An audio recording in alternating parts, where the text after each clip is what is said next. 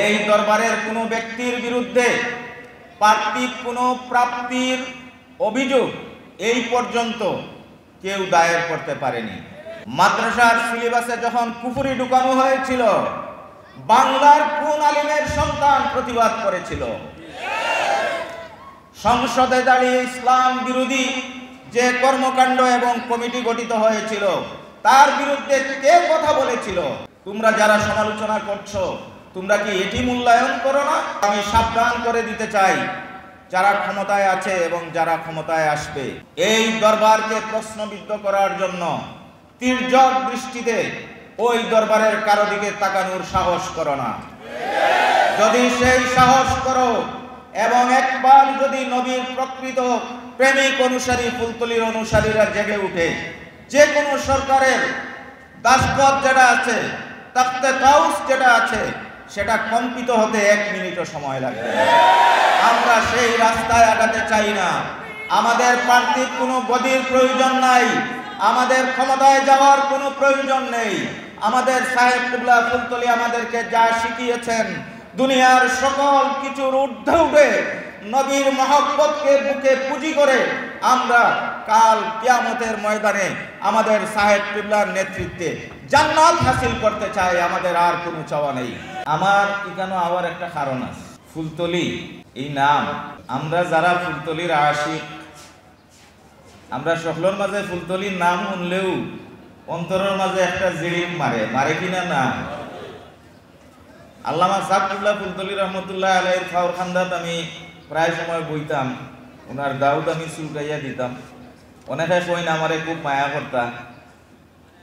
সাহর পরে বড় সাহ, মাইজম সাহ, মুফতি সাহ, তারপরে আমরা শিয়াবুদ্দিন ফারুক চাচা জানরে আমি ডাকি, আমরা ফখরুদ্দিন সাহ, হুসাম সাহ, সকলের লগেও একটা খুব আগামাতা গভীর সম্পর্ক, সবসময় যোগাযোগ বা সবসময় একটা বাপসাপ আছি। আমরা খালি দূরই থাকতাম।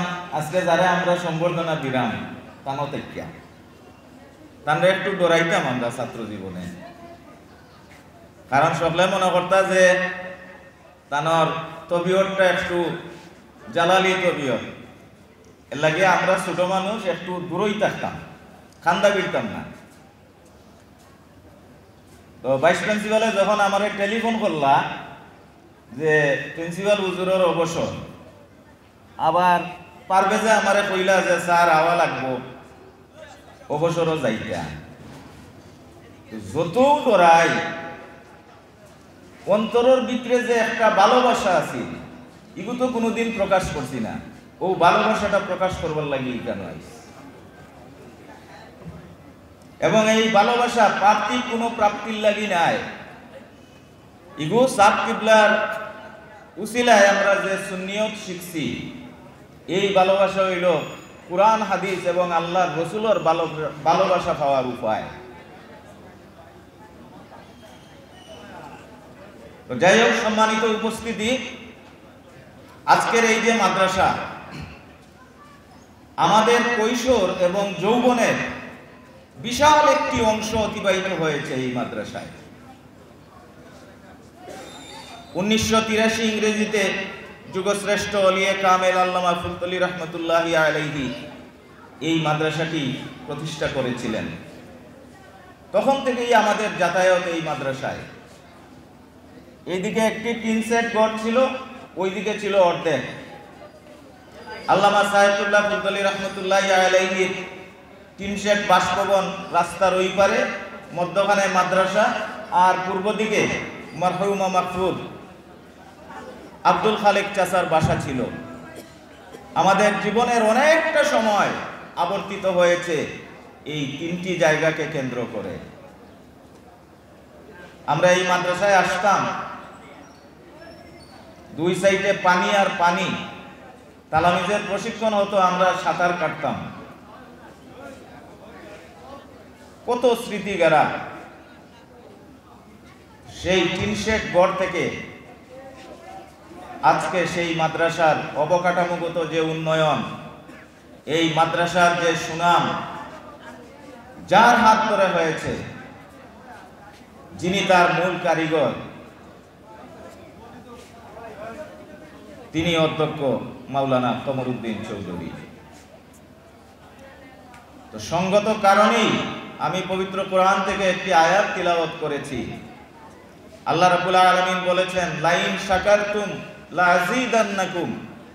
নিঃসন্দেহে আল্লাহ রাব্বুল আলামিনের পক্ষ থেকে অধ্যক্ষ মাওলানা কমরউদ্দিন চৌধুরী ফুলতলি উনি এক বিশেষ নিয়ামত, এবং সেই নিয়ামতের কারণেই এই সফলতা এখানে অর্জিত হয়েছে। আল্লাহর দেয়া শিক্ষা অনুযায়ী আমাদের প্রত্যেককেই কৃতজ্ঞতা প্রকাশ করা উচিত।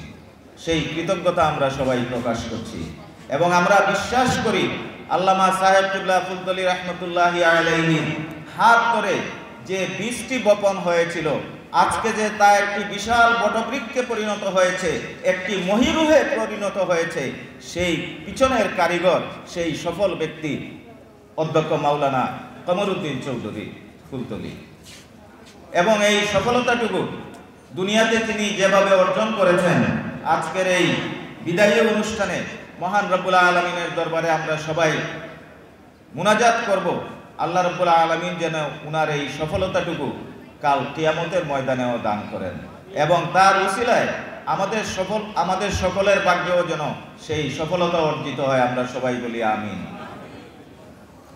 উনার ব্যক্তি চরিত্র নিয়ে অনেক কথা হয়েছে,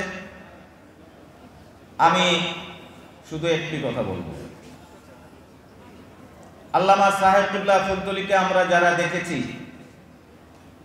অন্যায়ের সাথে কখনো আপোষ করতে দেখেছি? এত সাউন্ড ছোট কেন আমি এটা বুঝি না। কি আমাদের ইমানি জাজবা কি কমে গেছে নাকি?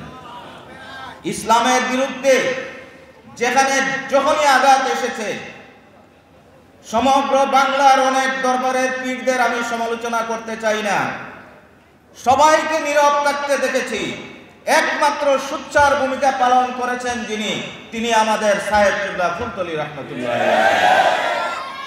তার যে এই শৌর্য এবং বীর্য উত্তরাধিকার সূত্রে তার সন্তানদের মধ্যে সবচেয়ে যদি বেশি কেউ ধারণ করে থাকে, তিনি আজকে আমাদের বিদায়ী সম্বর্ধিত ব্যক্তি অধ্যক্ষ মাওলানা কমরউদ্দিন চৌধুরী ফুলতলি। আমি উদাহরণ দিয়ে বলতে চাই, দুষ্কৃতিকারীদের হামলায় সতপুর দারুল হাদিস আলিয়া মাদ্রাসা ভস্মীভূত হয়েছিল, এটা আমরা সবাই জানি। সেদিনে সমগ্র সিলেটে সর্বদলীয় একটি ছাত্র ঐক্য গঠিত হয়েছিল মজলুম ছাত্র কাফেলার নামে। আমি তার কনভেনার ছিলাম। তার একটি সভা ছিল ডিসি অফিসে। সিলেটের ডিসি ছিলেন তখন হাফিজুর রহমান সাহেব। সেখানে একটি আলোচনা সভায় আমাদের আরেকজন মুরব্বী মরহুমা মাকফুর আল্লামা ইসাক আহমদ সাহেদা আমাদের বিশ্বনাথী হুজুর, উনিও উপস্থিত ছিলেন। আর উপস্থিত ছিলেন আমাদের অধ্যক্ষ মাওলানা কমরউদ্দিন চৌধুরী, এবং কনভেনার হিসাবে আমিও সেখানে উপস্থিত ছিলাম। কথার এক পর্যায়ে ডিসি সাহেব বলেছিল যে মাদ্রাসার যে ক্ষয়ক্ষতি হয়েছে, আমরা সরকারের পক্ষ থেকে সেই ক্ষতি পুষিয়ে দেওয়ার চেষ্টা করব। তাৎক্ষণিক সিংহের মতো হুঙ্কার দিয়ে অধ্যক্ষ মাওলানা কমরউদ্দিন চৌধুরী বলে উঠেছিলেন, সোনা দিয়ে মুড়িয়েও যদি মাদ্রাসা দেয়া হয় আমরা সেটা মানি না। হাদিসের ঘরে যারা আগুন দিয়েছে তাদের বিচার আগে করতে হবে। সেই ব্যক্তি হলেন অধ্যক্ষ মাওলানা কমরউদ্দিন চৌধুরী ফুলতলি। সম্মানিত অতিথিবৃন্দ, অনেক কথা বলার ছিল, আমি আর কথা দীর্ঘায়িত করতে চাই না। এই সেই মাদ্রাসা, যেই মাদ্রাসায় সুন্নিয়তের প্রশিক্ষণ দেয়া হতো, এই সেই মাদ্রাসা, যেই মাদ্রাসা থেকে নবীর মহাব্বতে পবিত্র রবিউল আউয়ালের মুবারক রেলি বের হতো, এই সেই মাদ্রাসা, যেই মাদ্রাসা থেকে প্রকৃত মুসলমান হওয়ার জন্য নবীর যে খাঁটি সুন্নত সেইগুলা শিক্ষা দেয়া হয়, এবং যার নেতৃত্বে বাংলাদেশে সেটি প্রচারিত এবং প্রসারিত হয়েছে, তিনি হলেন যুগশ্রেষ্ঠ ওলিয়ে কামেল আল্লামা সাহেব কিবলা ফুলতলি রহমতুল্লাহি আলাইহি। ফুলতলি এটা শুধু একটা নাম নয়, একটি গ্রামের নাম নয়, এটি কিন্তু একটি মিশন এবং ভিশনের নাম, যেটি আমাদের কবি কালাম আজাদ বলেছেন, যে ফুলতলি এটা একটা উন্মুক্ত বিশ্ববিদ্যালয়। এটা বিশ্ববিদ্যালয় না, এটা বিশ্ববিদ্যালয়ের ঊর্ধ্বে একটি আন্তর্জাতিক পরিমণ্ডলের বিশ্ববিদ্যালয়। এখানে আমাদের অনেক আবেগ আছে, আমাদের অনেক অনুভূতির বিষয় আছে। আল্লামা সাহেব কিবলা ফুলতলি রহমতুল্লাহি আলাইহি আমাদেরকে যে শিক্ষা দিয়ে গিয়েছেন, কারো কাছে মাথা নত নয়।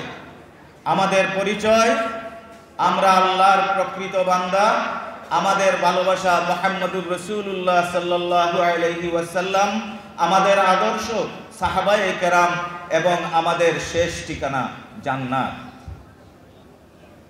তাই তার হাজারো কোটি অনুসারী যখনই বিপদের সম্মুখীন হয়, ওই চেহারাটি যখন চোখের সামনে ভেসে উঠে, সকল হতাশা নিমিষেই দূরীভূত হয়ে যায়। এই দেশে ইসলামের যতদূর খেদমত হয়েছে, নিরলস খেদমত যদি আমরা বুঝি, সেটুকু কেবলমাত্র ফুলতলি দরবার শরীফের মাধ্যমেই সর্বাগ্রে সাধিত হয়েছে। এটা অস্বীকার করার কোনো উপায় নেই। এই দরবারের কোনো ব্যক্তির বিরুদ্ধে পার্থিব কোনো প্রাপ্তির অভিযোগ এই পর্যন্ত কেউ দায়ের করতে পারেনি। যারা এই বাংলাদেশের সরকারে এসেছে, ক্ষমতায় এসেছে, শেখ মুজিবুর রহমান থেকে শুরু করে বর্তমান সময় পর্যন্ত সকল শাসকরাই এই দরবারকে সমীহ করে চলতে বাধ্য হয়েছে। আজকে অনেকেই কিছু ক্ষেত্রে সমালোচনা করে, আমি এই দিকটি বলেই আমার বক্তব্য শেষ করব। যারা সমালোচনা করছেন, আমি তাদের দৃষ্টি আকর্ষণ করতে চাই। মাদ্রাসার সিলেবাসে যখন কুফরি ঢুকানো হয়েছিল, বাংলার কোন আলিমের সন্তান প্রতিবাদ করেছিল? সংসদে দাঁড়িয়ে ইসলাম বিরোধী যে কর্মকাণ্ড এবং কমিটি গঠিত হয়েছিল, তার বিরুদ্ধে কে কথা বলেছিল? তোমরা যারা সমালোচনা করছো, তোমরা কি এটি মূল্যায়ন করো না? আমি সাবধান করে দিতে চাই, যারা ক্ষমতায় আছে এবং যারা ক্ষমতায় আসবে, এই দরবারকে প্রশ্নবিদ্ধ করার জন্য তির্যক দৃষ্টিতে ওই দরবারের কারো দিকে তাকানোর সাহস করো না।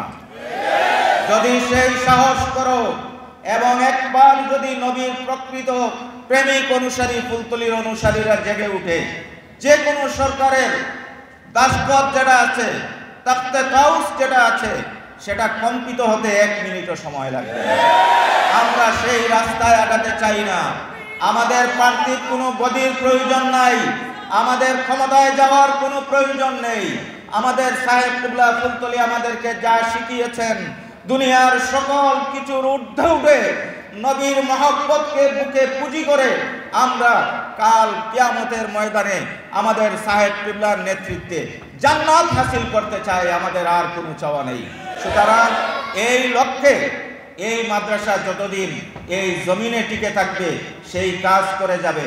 এবং আমাদের হুজুর অবসরে গেলেও আমি বর্তমান যিনি ভারপ্রাপ্ত অধ্যক্ষ আছেন, তার দৃষ্টি আকর্ষণ করব, মাসে একবার হলেও সকল শিক্ষার্থীদের নিয়ে একটি তারবিয়ত ক্লাসের ব্যবস্থা করবেন, যেই ক্লাসে আমাদের অধ্যক্ষ মাওলানা কামরুদ্দিন চৌধুরী ফুলতলি উনি এসে উপস্থিত হবেন এবং ছাত্রদেরকে এই সুন্নতের তরবিয়তটুকু দেওয়ার, যাতে উনি সেই সুযোগটুকু পান, আপনারা সেই ব্যবস্থাটুকু করবেন।